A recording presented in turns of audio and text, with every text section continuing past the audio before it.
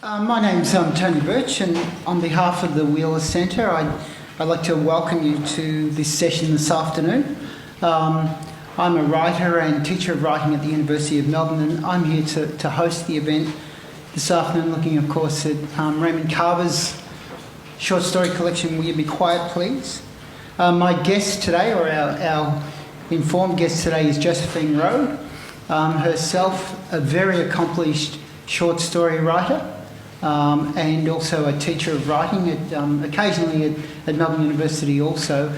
And when I talk to Josephine in a moment, you'll realise that she has real passion for not only the short stories of form, but real passion for Raymond Carver's writing, and we'll hear about that in a moment.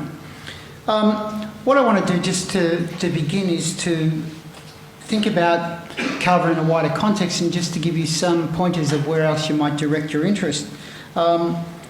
You may have heard, or you certainly will probably be exposed to other book of Raymond Carver's called Fires. This is a wonderful collection, partly because it shows Carver working in each of the three genres that he is known for. Certainly short story, and there are some short stories in this, but also gives us introduction to some of Raymond Carver's poetry, but also some of his essays, which are great essays on the craft of writing and the process of building a short story. Also because I think Raymond Carver, in any interview situation, was a great teacher of writing through the questions put to him about how he goes about his own work, is a remarkable book called Conversations with Raymond Carver, which contains, I think, every interview that Carver did, some that were done for major publications like Paris Review, but also those which were accumulated after his death, based on recorded radio interviews, etc. And what you learn through this book, these conversations with Carver, are certainly an insight into how he went about writing, and certainly an insight into some of the stories that you'll be studying this semester. And just, I was talking to Josephine out the back, Raymond Carver's collected poems, all of us. I, in fact, have been reading Raymond Carver's poetry for many years before I even went near any of his short stories. And although I also have an affection for Carver's short fiction, I still find myself attracted more to his poetry. If I travel anywhere outside of Australia, I always take this book with me. And there will be poems in here that I've read probably 30 or 40 times, that I've taught to students, that I go back to again and again and find something essential and a new quality in his work. If you want to get an introduction to his poetry, if you haven't read any, and if you want to think about his poetry probably in relationship to the subject matter of your story collection, you could look at poems in this such as The Haircut, and a poem called My Dad's Wallet, which gives us great insight into the way that Carver wrote about relationships between men and women, and relationships within families. And to end my introduction with a quote from Carver, it's a big quote on a big piece of paper. This is from the essay Fires, called On Writing. And I'll just read this quote to give you an insight, I think, into the way that Carver is always inspiring us to become writers and to think about the writing process. He wrote, "This is one of the things that distinguishes one writer from another, not talent. There's plenty of that around, but a writer who has some special way of looking at things and who gives artistic expression to that way of looking, that writer may be around for some time." And I would say, I would put to you the real quality in Carver, although we talk about him as a stylist, a minimalist, many terms that are used to describe Carver, I think it is his insight, his way of seeing, his way of looking, and a very original way of creating character. And when he says that writer will be around for some time, I think it's why Raymond Carver, I think certainly probably the most influential short story writer in English in the 20th century, and certainly the second half of the 20th century, has been around and will stay around because of his unique way of looking at the world through short fiction. Now, Josephine, our guest, I did say at the back I would start by asking you why you love Raymond Carver, and then I said maybe I shouldn't use the word love, but you said love was okay. Love. So can you tell us why you love Raymond Carver? Well, I love Raymond Carver. When you were talking about the influence he had on writers and on short story in general, he really broke down the conventions of short story. I think we're used to there being certain structures in short story, that they often take place at the big important moments in the protagonists' lives. We expect some sort of change in the character, some sort of overcoming, and then some sort of resolution. And he just wasn't interested in those things. If I can follow on with another quote, which I think is wonderful from his Paris Review interview. In some lives, people always succeed, and I think it's grand when that happens. In other lives, people don't succeed at what they try to do, at the things they want most to do, the large or small things that support the life. These lives are, of course, valid to write about, the lives of the people who don't succeed. And I think that's probably what draws me to him the most, that he's really interested in these not always failures. I think there are small successes within the stories, and people are always trying to do the best they can within Carver stories, maybe with the exception of They're Not Your Husband, for those of you who have read that one. Mm-hmm.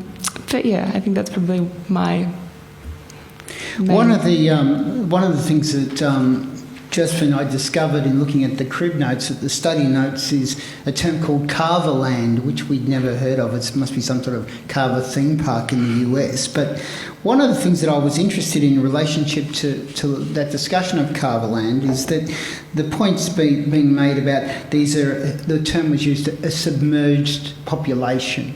And people talk about dirty realism in relationship to Carver, these people who are not seen. One of the things that struck me in rereading these stories is they may be on the margins, or they may be submerged in some way, but what is clear to me, it's not as if these are not stories about someone outside the fishbowl looking in. These are people inside the fishbowl looking at each other. One of the things that struck me, one of the commonalities is there's a lot of observation in these stories about people watching other people, telling stories about other people to other people. I want you to talk about that quality, and maybe that quality in relationship to any of the stories. Clearly, I think in stories like Neighbours and Fat, it's a very strong element. What do you think's happening there? You mean with the observation? Yeah. Well, as I said, with that kind of trying, there is a real need.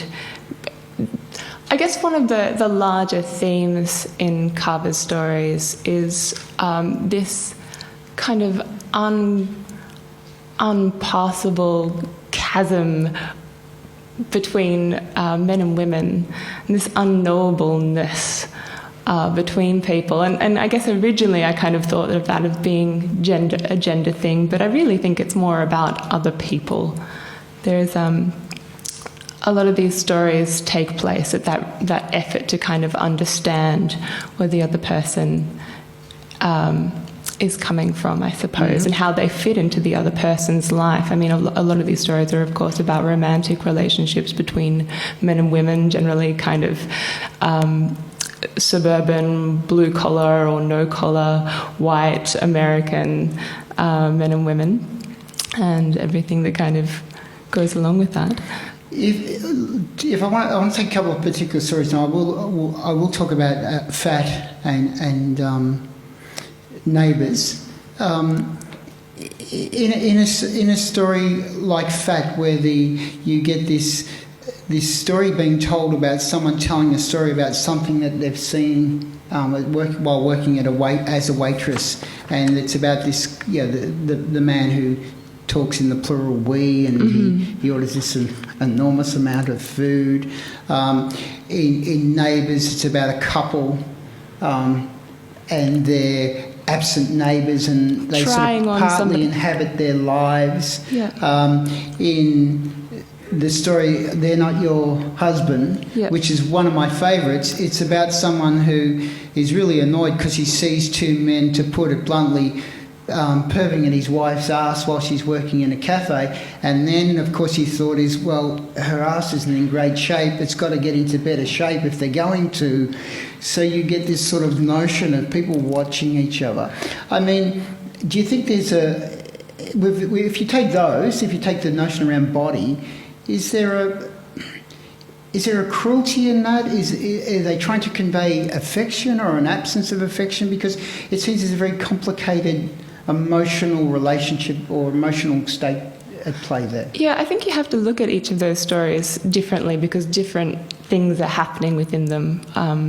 I mean, in the case of Fat, our protagonist kind of feels an affection for this obese man who comes in and eats a truckload of food, and she doesn't quite understand it. She's still trying to kind of pick apart what her fascination with him is by the end of the story. But he is so, I guess, kind of there's a dignity to him, and it's partly that referring to himself in the first person plural, but also the way he conducts himself in contrast to, the protagonist's boyfriend and the girls in the kitchen who are quite crass and brash. And I guess she's trying to, understand what it is about him that's so appealing. In They're Not Your Husband, that's a really interesting one because I think it is a little bit repellent over the course of the story. Like, why is he doing this? He's watching his wife, pretty much encouraging his wife to starve herself to the point of illness. But do you think that's well intentioned? Do I think that's Do you think it's well intentioned?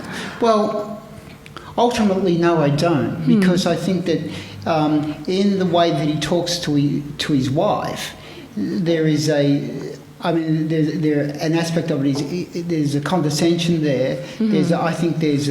There is a cruelty within that relationship, which I think is psychologically vital to understanding that sense of him viewing it in the bar and being very angry, and then the anger, I think, is directed to his wife. The confusion comes, of course, rather than say cover up. It's almost that it's problematic in a further way because as if, therefore, if she's not presenting herself as appealing, it's some sort of... It reflects badly upon him. She's not a good asset. I think it's a great story. Yeah. He is a slightly repellent character. Probably I was going to say I'm confused. I'm not confused, but I'm torn a little bit because one of the things, of course, if you're a Carver fan, is that I've read many of the stories several times, but I've also seen the Robert Altman film, Shortcuts, which brings so many of these stories together, and that character is played by Tom Waits. And you can't dislike Tom Waits. When you reread that story, it's Tom Waits grizzling, and so I'm sort of. It's sort of overtaken the image for me.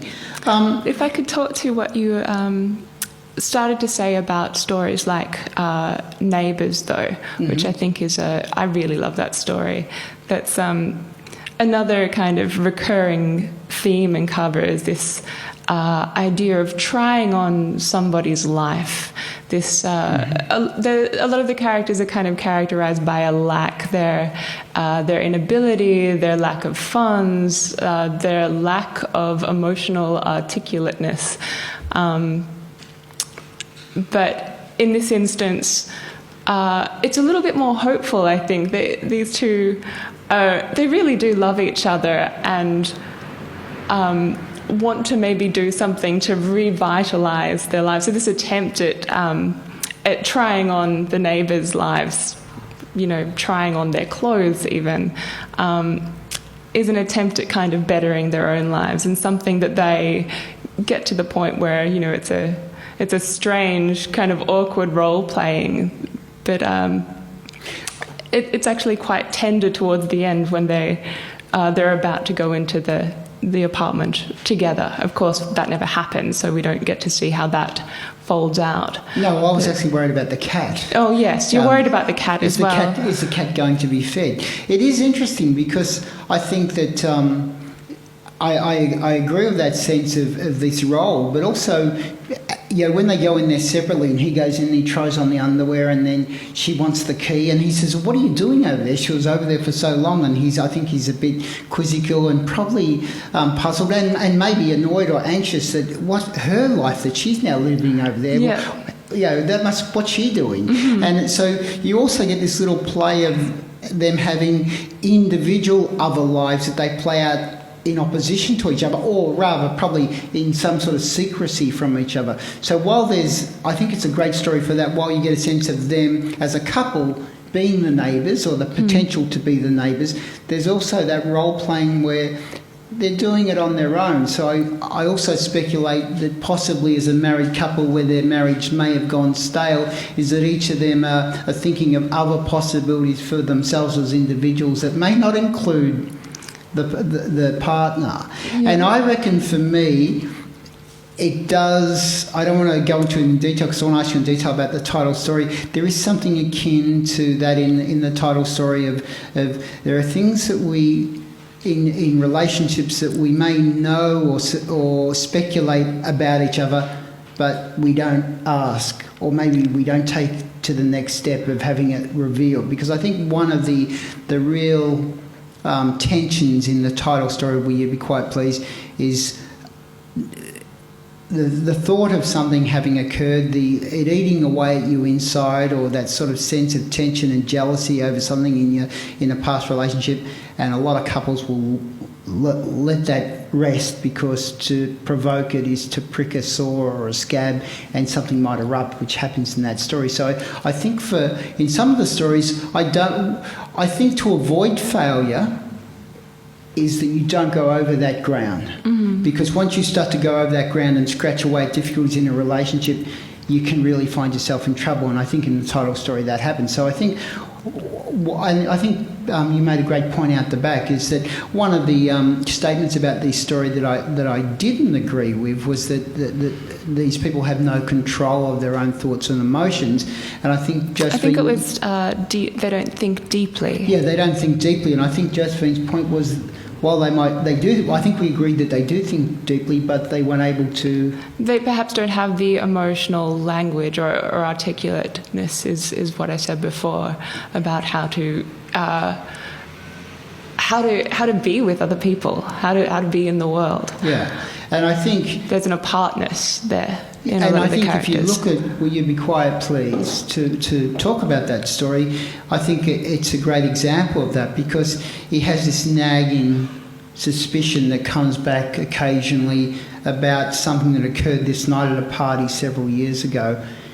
Once he puts that question to his wife, and then it's gradually revealed it was clearly more than a kiss, and then you have this violent in the sense of this shouting and this eruption, is that he's clearly had a deep sense of what had gone on, but once it was verbalised, once it was put into language, everything erupts and falls apart, because he is unable to deal with it, or they are unable to deal with it as a couple. And in that story, she actually does bring up that night. So there's an urge for her to kind of get this out in the open and perhaps move it along. I guess the interesting link between Will You Please Be Quiet Please and Neighbours is that they both start in a similar way.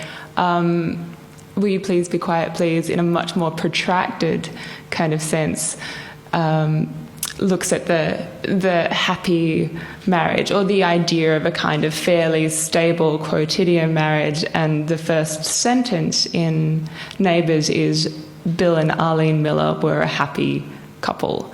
And then both stories kind of systematically go about in Will You Please Be Quiet Please, absolutely demolishing that idea of the happy marriage.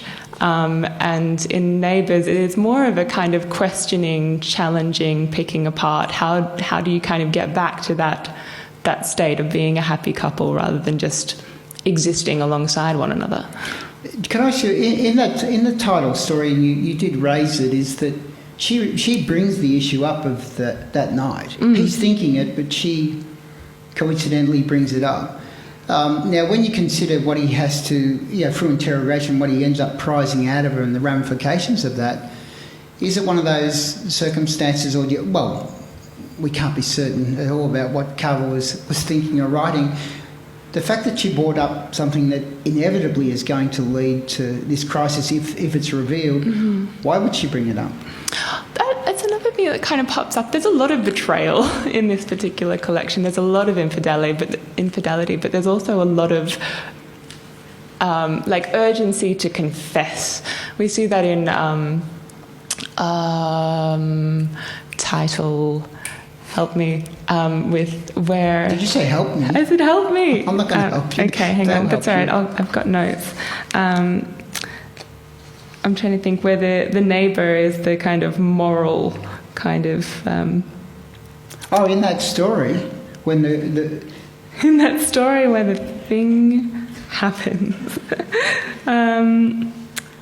where there's the neighbour. Oh, Ernest Williams, who's the kind of there we go. So are these actual miles? Yes. Okay, so the neighbour... Which is my favourite story in the collection. Sorry, I should have That's helped okay, you. no, that's all right. The narrator in that story, there's no way that his wife knows what's gone on while she's been away with the kids, and he's still got that urgency to kind of tell her what's happened. What I love about that story is that we know he's cheated on her before she cheats on him. Mm-hmm. So... we're able to, I think, I was able to make a sort of a moral judgment on that, thinking, what goes around comes around in a sense. But also people kind of, in Carver Land, definitely do put their own insecurities and their own failures onto other people. They project those. So often you'll have that fear of infidelity from somebody who has already been unfaithful to their partner. And can I then, and again, I think this, we were discussing another book, Brooklyn by Colin Tobin last week, and clearly we're talking about endings of these stories that are really open to interpretation, because Carver generally is not a beginning, middle and end story, and you often, Josephine talked about some of the stories, there's no resolution or not an easy resolution, so sometimes interpretation is much wider and diverse.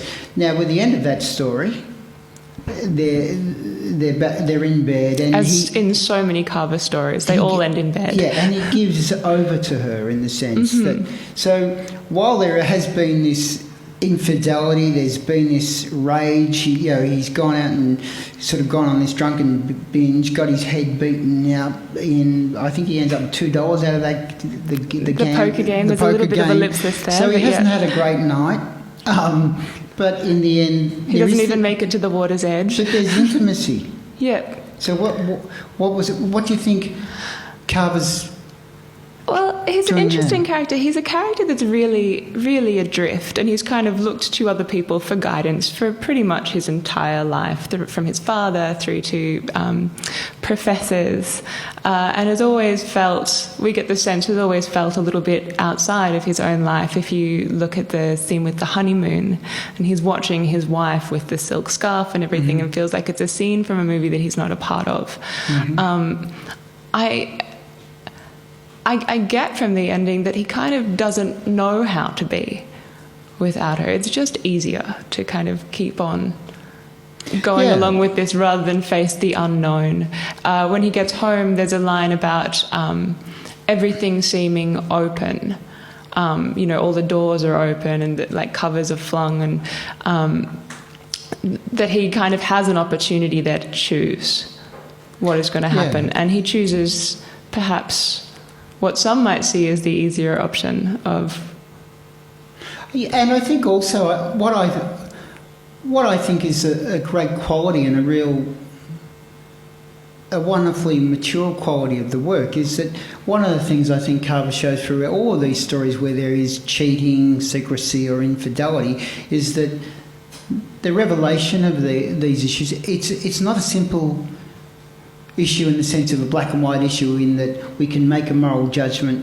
And often I think you can, if you can look at this in real life situations or relative situations where you do find infidelity has been committed, but there seems to be forgiveness, acceptance, resolution, and people you often hear, what does she think she's doing? This is crazy to take him back, or she should never take him back, or he should never take her back.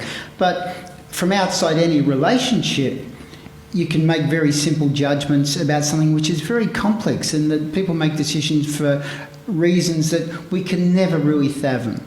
And I think in this sense that story to me, that is, at the end of that story, there's not a weakness in him. There's, for me, it's hard to pull this off. It's genuinely tender. Yeah. There's something genuinely tender about that moment. And I think it's more complex because of that.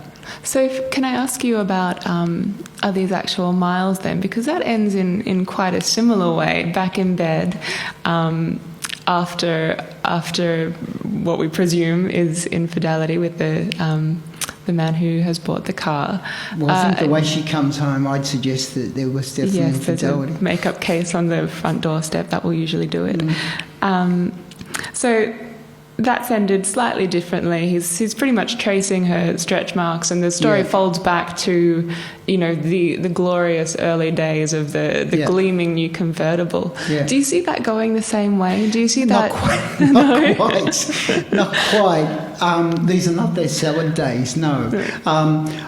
I think look. One of the reasons I love that story in particular is that sense of, we know that he has cheated on his wife, and that this same thing occurs.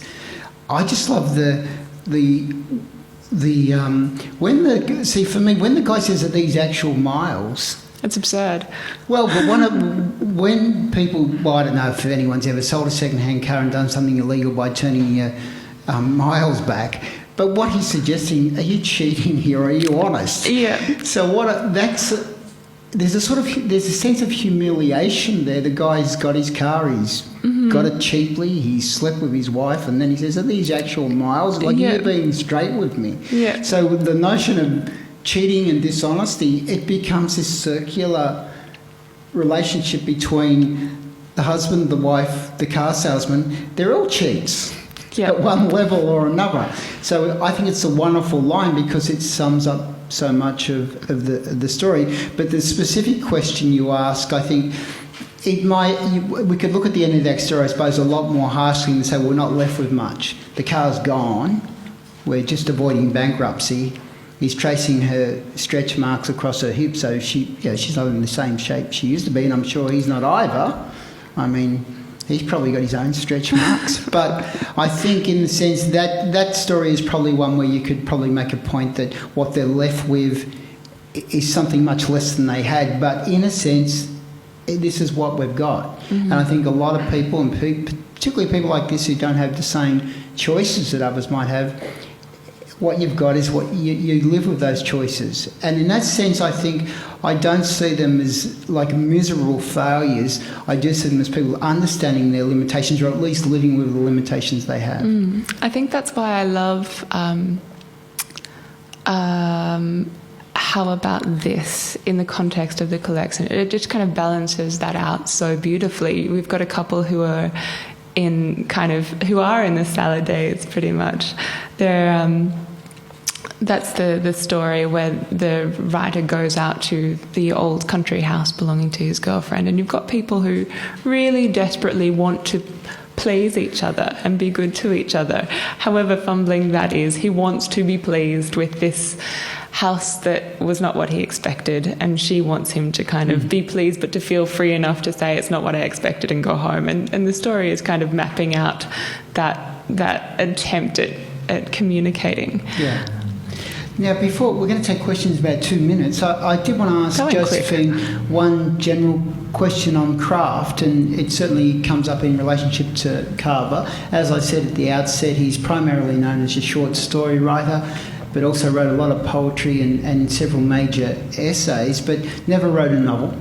And Josephine and I eventually wrote a novel, but I write mostly short fiction. Josephine writes short fiction. I know she's got a novel hidden, and often we get asked the question, well, when are you going to write a novel? As if short story writing is simply an apprenticeship to the novel. One of the questions asked in the study note for this book is, what's the difference between a short story and a novel, and is one a lesser product? Well, I certainly wouldn't say that one is a lesser product. I think there's a certain amount of possibility in short stories that I don't know that you have over the course of a novel. I think you can be like at your quickest and bravest and most experimental in short stories. And Carver actually had a really beautiful quote about feeling that the poem was closer to the short story than the short story was to the novel, which fits quite well because, of course, he was a poet first, I believe, and wrote poetry all through his life. I think partly for him it was largely economic, as well as him obviously loving the form. He needed to write stories quickly so that he could generate a little bit of income for his family. He worked a lot of shitty jobs, and oh my god, I just swore, I'm sorry. He worked a lot of lame jobs. Doesn't sound as good, does it?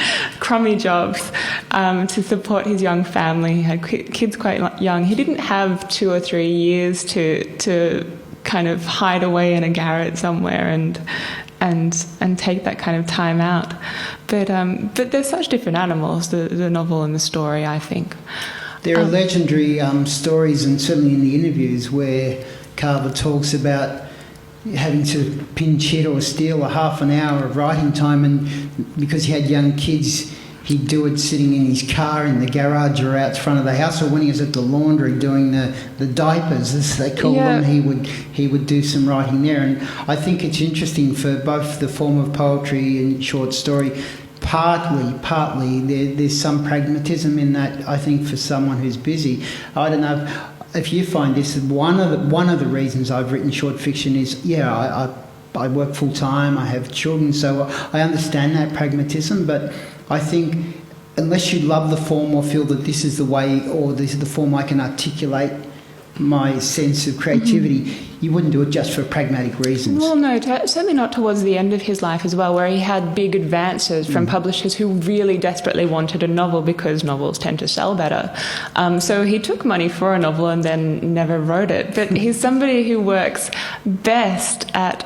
The term minimalism gets thrown around Carver a lot, and he hated that term. I think he thought it kind of smacked of a smallness of vision. He was a precisionist. He was a condenser.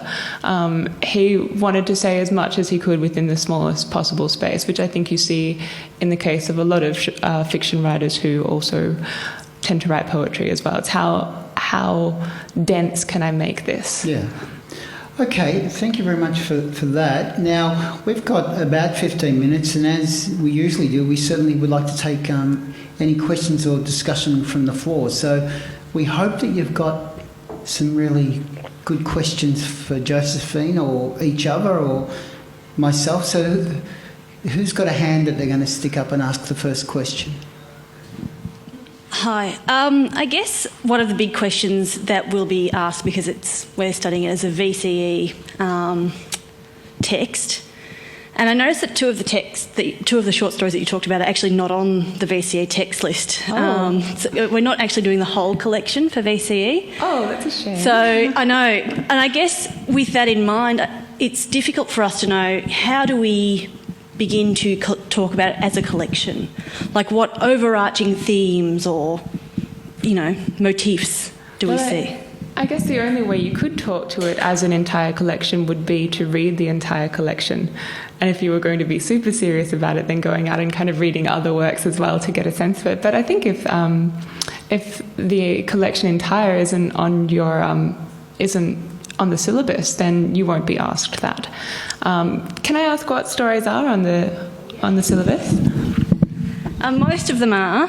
They're Not Your Husband is not on. So Fat is on there, Neighbours is on there, The Idea, Are You a Doctor, The Father, Nobody Said Anything, 60 Acres, Night School, Collectors, What Do You Do in San Francisco, The Student's Wife, Put Yourself in My Shoes, Jerry and Molly and Sam, Why Honey, How About This, Bicycles, Muscles and Cigarettes, Signals, and Would You Please Be Quiet, Please? Which I think the two that aren't on there are They're Not Your Husband and These Actual Miles.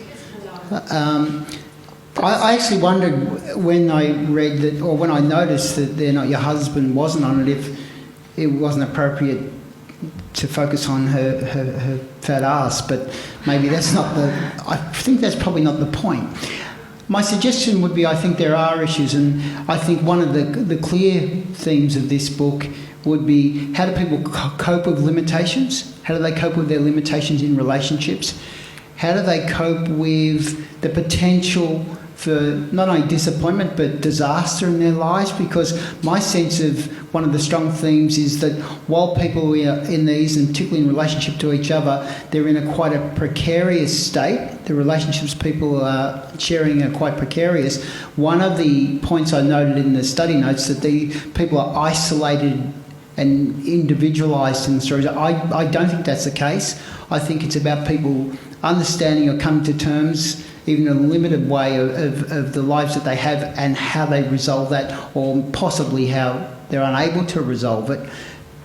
In that sense, I think these are about characters who have some level of courage, some level of understanding with each other, and even though there is what we might seem as a occasional cruelty within the relationships, there's an honesty in those relationships. Because while I agree entirely with Joanne about people's inability to articulate, but one of the things that happens is that they blurt out what they're really thinking. Mm-hmm. So often the other thing is probably a lack of control, or maybe even a censorship of language, so that when people get into these heated arguments, they say things that they should remain unsaid. So if you take that notion as an idea for the collection, will you be quiet, please?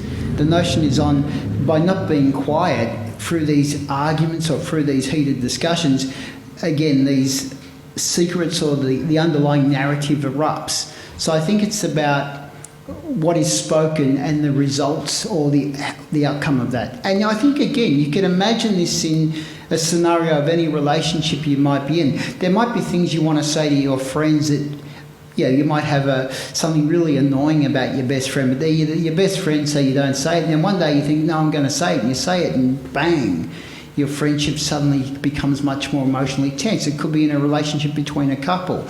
It could be in a relationship between siblings. And I think what Carver is highlighting is that once you bring those tensions into being, the consequences can be quite dramatic. So I reckon that's probably the strongest theme in the stories for me. And it's probably because I've been married twice and I come from a big family of nutcases. So, if I could just talk to the actual title, because I think that's really important as well. That reiteration of please within the context of the story, will you please be quiet, please, what that does in the title story is kind of create a distance between the couple and what you were saying about people kind of bursting out and saying things that they shouldn't say. I mean, the story is kind of based on that. I think that's very much that character, Ralph, trying not to have an outburst, trying to keep calm, but what that is doing, this kind of forced politeness almost, is really kind of holding Marion at bay. Yeah. Yes. What are your thoughts on Carver's use of food imagery throughout the collection? Ooh, food. I have to think about that one. Do you have thoughts on that, Tony? Yeah, I have thoughts on that, yes. Do you want me to articulate my thoughts on that? Okay. I mean, food. I think it's interesting because one of the things that you consider about people, particularly people in this collection, they're not well off, is that the notion of what food is for. Mm-hmm. So that food, I mean, it's interesting, and I mean this seriously, if you look at the rise of food shows on television and the fetish around food, and the way people talk about food, is one of the things that you notice is that people, it is in fact a privilege to be able to talk about food and to consume food in a particular way, which takes time to prepare, which often costs quite a bit of money to purchase, and people, there's a culture around good food. And I think that people in Carver's stories, or the Carver Land people, food is actually just fuel. And in poorer families or in poorer communities, you don't have the luxury of again, fetishising food or creating a sort of narrative around food other than the fact it is there to be consumed and it is there as fuel. So for me, I think that's a really strong element. The interesting thing, of course, if you think about food in relationship to a story like Fat, is that, you know, the way that you imagine this character musing over food and his absolute love and joy of consumption, he's quite exceptional in that sense. Although he's seen as, you know, he's clearly quite an obese character, he's seemingly not an unhappy character. So he has this ability to take his time and to, yeah, there's a lightness with him. What's interesting about the relationship between food and that story is that while he's seemingly quite heavy, there's this sort of lightness of touch and movement. It is a sort of a, and I mean this in inverted commas, a sort of a feminisation of the male character in that story. The thing is, we never actually see him eat in that story. It's kind he of just orders a lot, and then it disappears, kind of. And maybe that's kind of part of the delicacy as well, or the delicateness you were talking about. But his relationship with food is kind of. It's a little bit begrudging, actually. He states that if he had a choice, he would not eat that much, but he doesn't really have a choice. And that is probably the story where, to my thinking, that is probably where food plays the greatest part.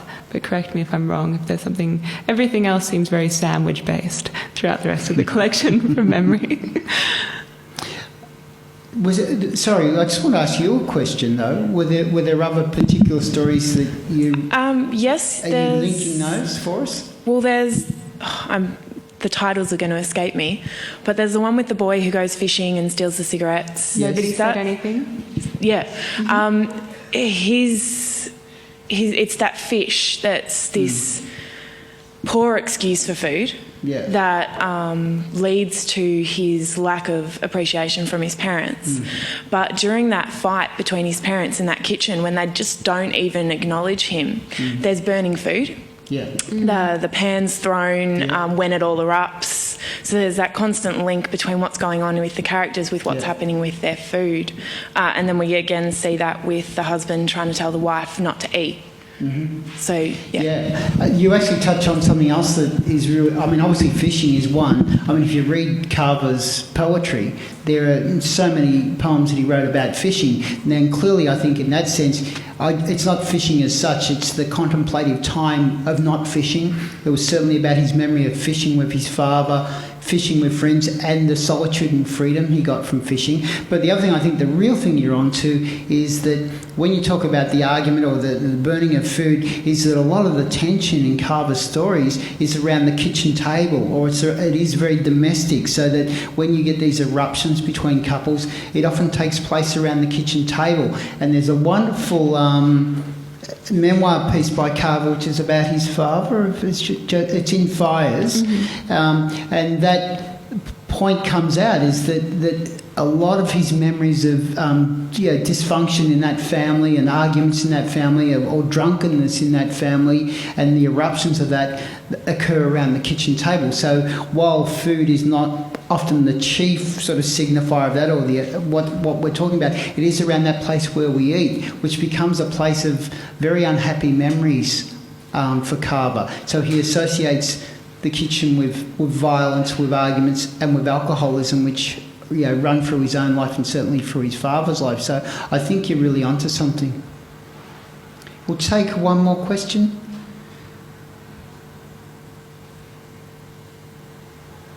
Or not? Yes. Hi. I was just wondering about, and I think when you're talking about this short story about his father, I was wondering about the element of nostalgia, which I think I have an ongoing discussion with my husband about when these are set, and he keeps saying, well, they're the 70s, and I keep thinking, I don't know, it feels like earlier. And with that story about the boy going off during the day, it sort of seems so nostalgic about his own childhood. And then when in the student's wife, she seems very nostalgic for a time before. And all of the couples, I think, seem nostalgic about a time when they were happy. Josephine? Well, the idea of nostalgia, good question. As to when they're actually set, I'm not sure. I think I'd want to look at that. That at Nobody Said Anything and find out when the books he's reading were set. I'm not sure if I remember.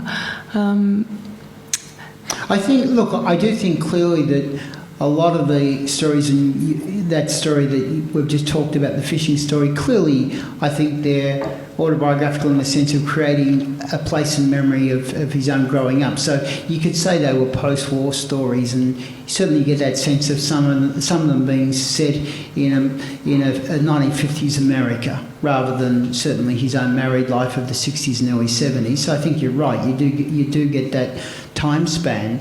And I'm interested I'm always using the word and question around nostalgia, because where we come from at university, nostalgia is a dirty word, particularly if you're a postmodernist.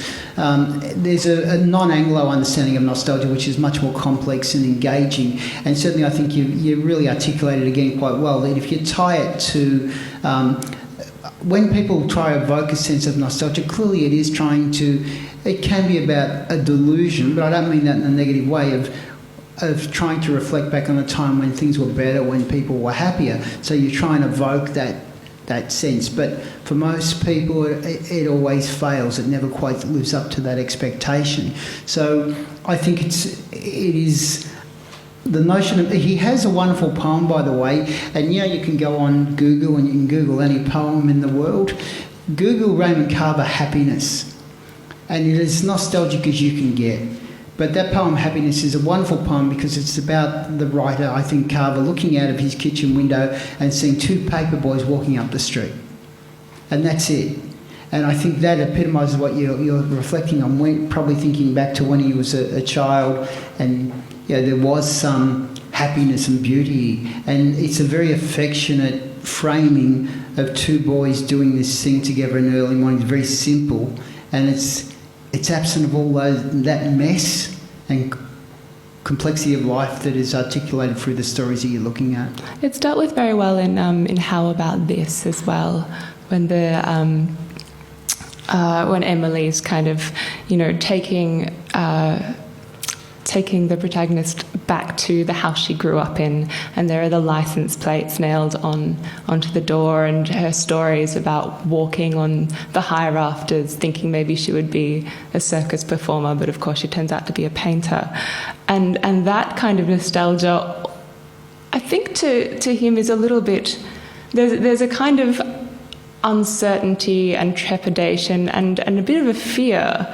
And I think that's tied into her, that place being her history, and how would he exist in a place that is so completely her history. That's a lovely note to finish on. We have to close up formally, but as we said last week, and we'll say every week, we really hope you enjoy your VCE year, and hope you get a lot out of it and have all the success that you can. So thank you very much for coming.